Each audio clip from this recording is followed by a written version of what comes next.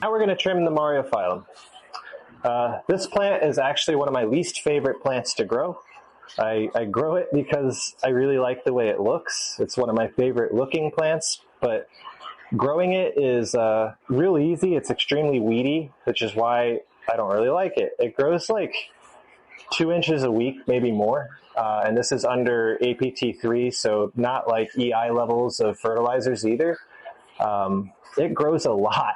It's really quick and it's messy. It sheds its leaves a lot. It drops little fronds everywhere in the tank. It gets all caught up in the moss wall. I'm not a big fan of this plant. I've grown it a lot in a lot of different scapes for a few years now, but only because it looks pretty, not because I enjoy growing it. It's a mess. It's kind of a pain in the butt to keep maintained. And it randomly one day decide it no longer wants to be rooted, and it'll unroot itself or get necrotic at the base of the stem and then let go, essentially, or break.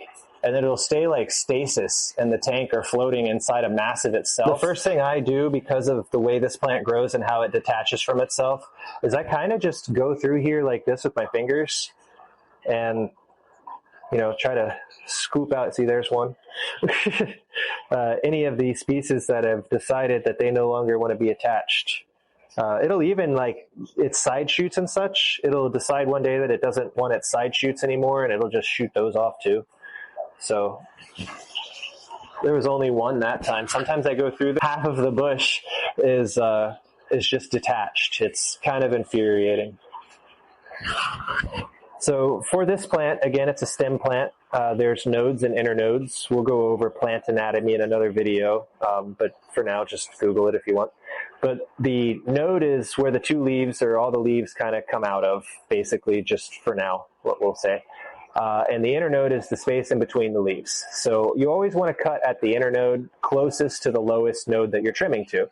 You don't want to leave a big chunk of internode in between, you know, your stem and where you're going to have it, because that's just going to rot away eventually, or grow a whole another side shoot off of it and be weird. So you want to trim low. Like I said, this plant grows real rapidly. I have kind of a low point here that I'm going to kind of keep everything in line with, for the most part, to a peak. So, I mean, make sure everything's kind of standing too, so you know where to go. That's the other part about this plant that's weird. It likes to lean. So you want to trim it a little bit lower than what your actual point is, because the lower part of the stem is going to continue to grow before it bifurcates out. You'll, with practice of growing these plants, learn their growth rates and all that fun stuff. Each plant is different. There's no magic number of when to trim or anything like that. It's all observation. I deal with that so much at the store. People looking for a magic time or a magic number of when to trim or how much to trim and blah, blah, blah. There really isn't any of that in this world. You know, I'm sure someone out there has broke it down in their own hobby to where they have some sort of an exact science on when they trim and how they trim. But for me, it's observation. I look, I see, I fix.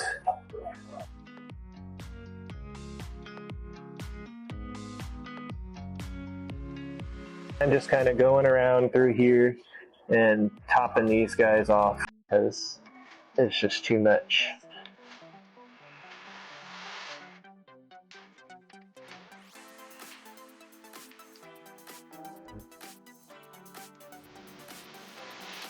In the backs of the bush here, I trim even lower than what it was, and that seems like the opposite thing to do, but it's not. It adds more depth to it. It'll still grow, and then that gives me room to make corrections in the height of the plants without having to worry about over trimming. And like I said, the stuff's messy, so periodically you want to pull it out. Pull out your stuff that you've cut, or it's going to drift all around your tank. As you can see, it's just everywhere. It's a really messy plant to trim. But I really like the way it looks, and it fit the color scheme I was going for in here, so it gets its place. So on this stem here, there's like this new growth sprig coming out. I'm going to trim it right above that new growth sprig, and that'll kind of allow that to fill out more.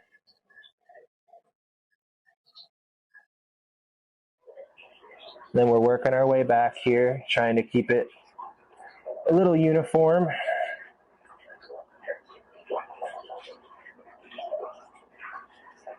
And if you notice, I'm not just like, that's not going to make this grow and back in and look good. You want to be more precise with how you trim. It will save your headaches in the future when it comes time to take your photo.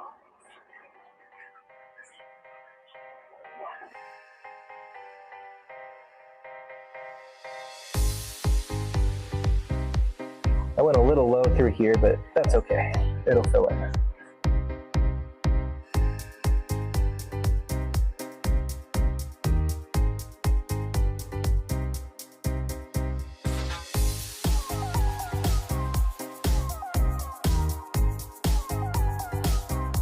And we'll start tapering it back down through here. And because this is a bordering plant, so I mean this right here is encroaching on this plant. You know, we don't want that in the Dutch world. We don't want the hangover or anything like that. We don't want it to be growing over this. Like the red plant is here, but this plant grows a lot slower than this plant. So this plant will get trimmed a little closer to when I need the photo to be taken, and it'll just be cleaned up.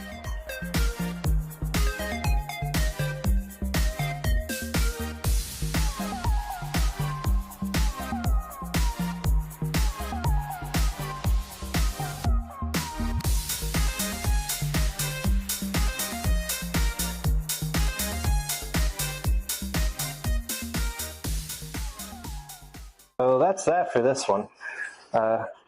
Again, when you trim it, you want to collect all this stuff out as fast as possible.